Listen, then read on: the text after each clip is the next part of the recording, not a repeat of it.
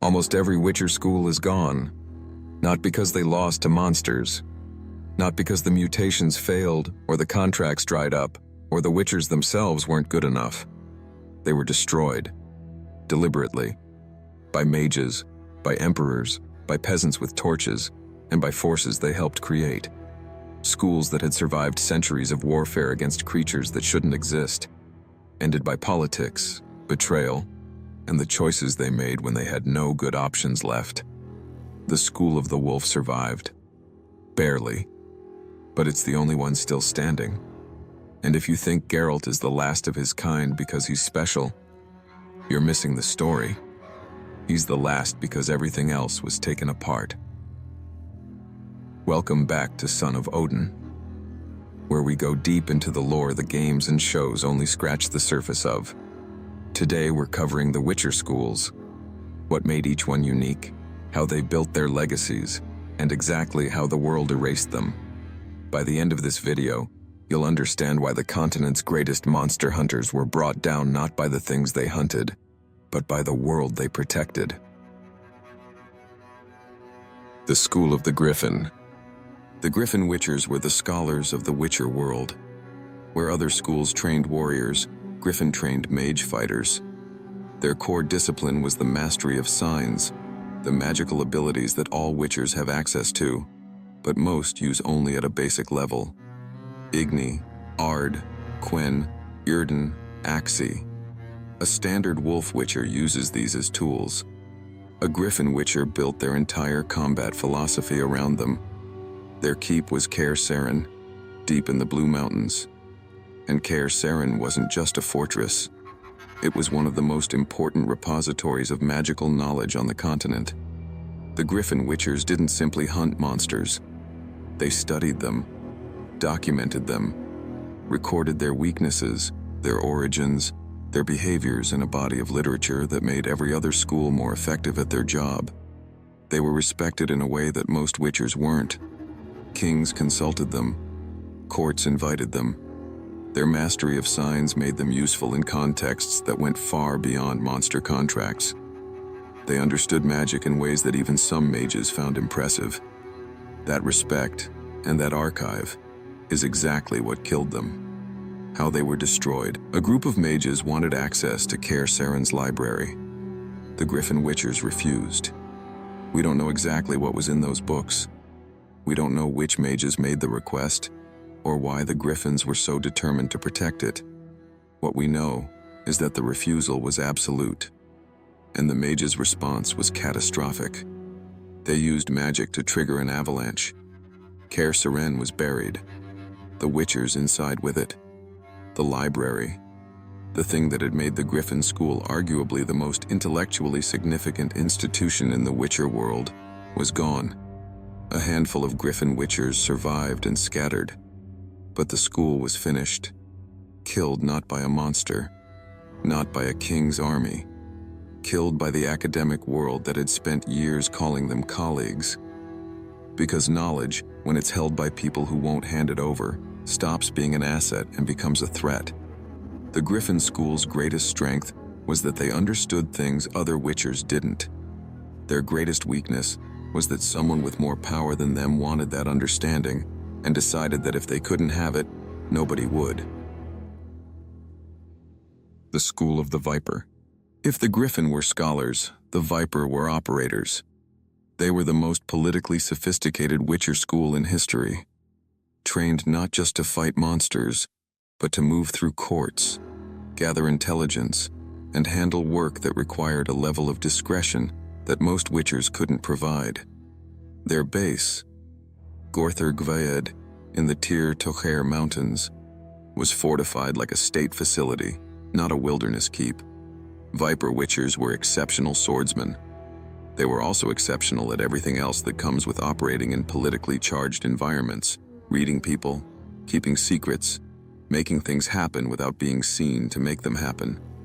They were the school you hired when the monster you needed dealt with wasn't the kind that had claws. Think of them as the intelligence service of the Witcher world. And like all intelligence services, their downfall came from the people who employed them. How they were destroyed, in 2 acts. Act 1. The Usurper. The emperor who preceded Emhyr var Emreis on the Nilfgaardian throne attempted to conscript the Viper School into his military, a standing army of superhuman operatives permanently at the Empire's disposal. The Viper Witchers refused. Witchers serve the road, not crowns. That's not ideology, it's the core of what they are. The moment a Witcher school becomes a state military asset, it ceases to be a Witcher school. It becomes a weapon. The usurper destroyed their keep and disbanded the school by force. The Viper Witchers scattered across the continent, no longer an institution, just individuals trying to survive. Act 2.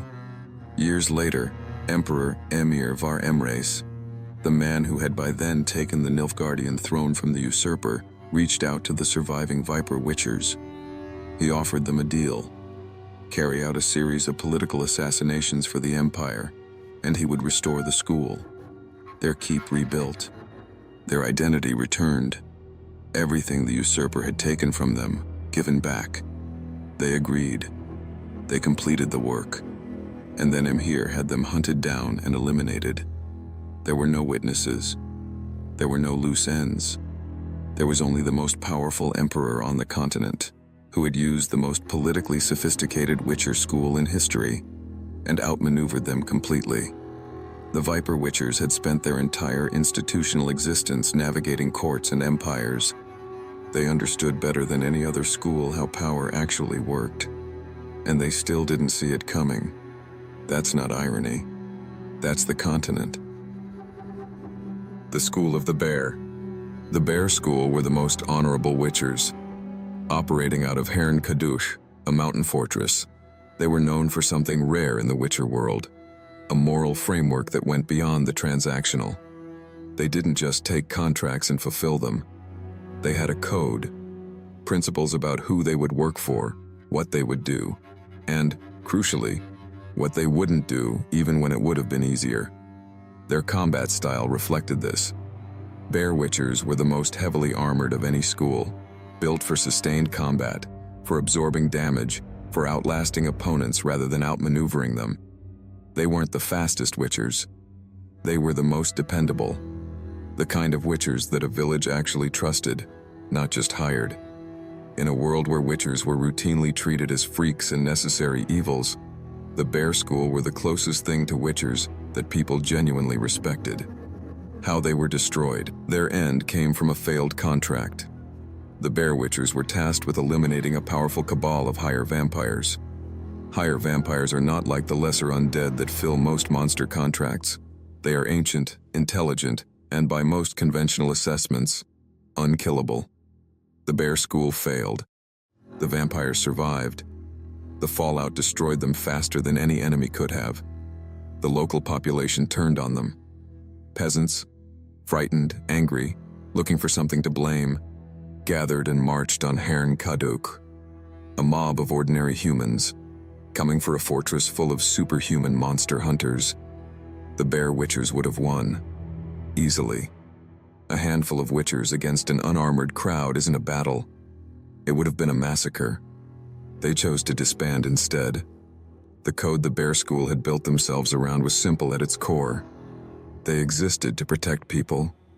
The moment they raised swords against the people they existed to protect, even in self-defense, even against a mob that was about to destroy everything they'd built, they would have become something else, something that violated the reason they existed. So they walked away, scattered into the continent as individuals. Let Herne Kadush fall silent. The most admirable thing about the Bear School was their honor. Their refusal to compromise it is exactly why they don't exist anymore. The School of the Cat. The Cat School were the most feared Witchers in pure combat.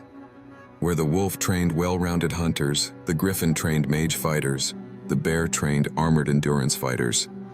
The cat produced killing machines. Fast, precise, aggressive in a way that went beyond tactical calculation into something more primal. Their style was built around overwhelming opponents before they could react, finishing fights in seconds rather than sustaining them. Their base was Stygia Castle. Their reputation, even among other witchers, was fearsome. And unlike the other schools, they had no meaningful prohibition on the kind of contracts they would accept. Humans. Political targets. Whoever paid enough. The cat school's pragmatism about this made them useful to people who needed things done and didn't want to explain why. In their prime, they were the most dangerous witchers alive. That part is not in dispute. How they were destroyed, or transformed into something worse. The cat witchers didn't fall from outside. They were broken from within. The trial of the grasses, the mutation process that creates witchers, is supposed to suppress emotion and heighten focus. That's the design. Strip out the fear, the rage, the sentiment that makes humans hesitate in combat, and replace it with something colder, more mechanical, more effective. Something went wrong in the cat's version of that process. Their mutations were modified, deliberately altered, by sources the lore doesn't fully explain, in a way that did the opposite. Instead of suppressing emotion, the cat's mutation amplified it, strengthened rage, made them volatile in ways the standard formula was designed specifically to avoid. A cat witcher wasn't just dangerous to monsters, they were dangerous to everyone. The aggression that made them extraordinary in combat became impossible to turn off between contracts. Violence became a default. Rage became unpredictable. Their reputation went from fearsome to toxic. The kingdoms of the continent made a collective decision. Armies were mobilized, not to hire cat witchers, not to negotiate, not to contain them, but to drive them out entirely. Stygia Castle fell. The school as an institution was finished. But the cat witchers didn't die. They dispersed, became nomads, hired killers wandering the continent with no home, no structure, and no reputation left to protect. They're still out there, individually, the most feared and the most hated witchers alive, not because they became monsters, but because their mutations made them something the world couldn't manage. The cat school isn't a cautionary tale about evil. It's a cautionary tale about what happens when the thing you built to protect people stops being controllable. Why the wolf survived. 4 schools. 4 different fates. None of them brought down by the monsters they were built to fight. The Griffin died for their knowledge. The Viper were betrayed by the empire they served. The Bear were ended by their own principles. The Cat were unraveled by mutations no one fully understood. So why is Kaer Morhen still standing? The honest answer is that the Wolf School was small, isolated, and boring enough that history passed it by. They didn't build the most impressive library. They didn't position themselves inside imperial courts. They didn't develop mutations that made them uniquely terrifying. They trained well-rounded witchers in a mountain keep far enough from everything that nobody considered them worth the trouble. They were nearly destroyed. The massacre at Kaer Morhen, when an angry mob and a group of mages attacked the keep, left it half ruined and killed most of the witchers inside. But nearly is the operative word. Enough survived. Enough scattered and continued working. Enough kept the line alive. Geralt is what's left of that. Not the strongest witcher to ever live. Not the most politically sophisticated. Not the most magically gifted or the most feared in combat. Just the product of the one school that managed to be unremarkable enough, in enough of the right ways, to survive. And now you know exactly how much was already lost before his story even began. The Witcher schools are almost all gone. Not because the monsters won, because the world they protected decided it was done with them, one way or another. The continent needed witchers badly enough to create them, not badly enough to let them exist on their own terms. Next time, we're leaving the continent entirely. We're going somewhere older, deeper, a world built on ancient myth, where the history runs thousands of years deeper, and the darkness is just as well hidden. The Tolkien universe. That video is coming soon.